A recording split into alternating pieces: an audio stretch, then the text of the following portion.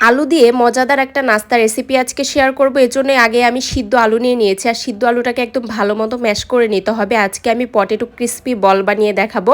তো আলুটাকে ম্যাশ করা হয়ে গেছে আমার। এখন এই আলুর মধ্যে আমি এখন পরিমাণ মতো চালের গুঁড়া দিয়ে দিব 2 টেবিল চামচ, 2 চামচ দিয়ে দিব ময়দা, 1 চামচ দিয়ে দিব লবণ, মানে আর কি স্বাদ মতো লবণটা দিয়ে দিবেন। তারপর 1 চামচ মরিচের গুঁড়া, হাফ চামচের মতো জিরা গুঁড়াও দিয়ে দিয়েছি।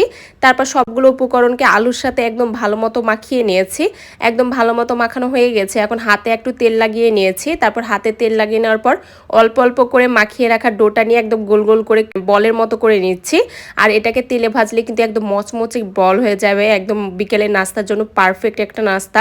চায়ের সাথে তো এটা খেতে অনেক বেশি ভালো লাগে। আর পটেটো ক্রিস্পি বল খেতে কিন্তু দারুণ মজার হয়। আর এভাবে আমি সবগুলোকে বানিয়ে নেওয়ার পর প্যানে তেল দিয়ে দিয়েছি। তেলটাকে একদম ভালো মতো গরম করার পরে আমি এখানে বলগুলো দিয়ে একদম লাল লাল করে ভেজে নিয়েছি। এপিট ওপিট একদম সুন্দর মতো সময় নিয়ে ভেজে নিয়েছি। দেখেন কত সুন্দর হয়েছে দেখতে। আর এই পটেটো ক্রিস্পি বলগুলো খেতে কিন্তু দারুণ মজার। সবাই একবার হলেও এই সহজ রেসিপিটা ট্রাই করবেন। তো আজকের রেসিপিটা কেমন লাগলো অবশ্যই জানাবেন সবাই।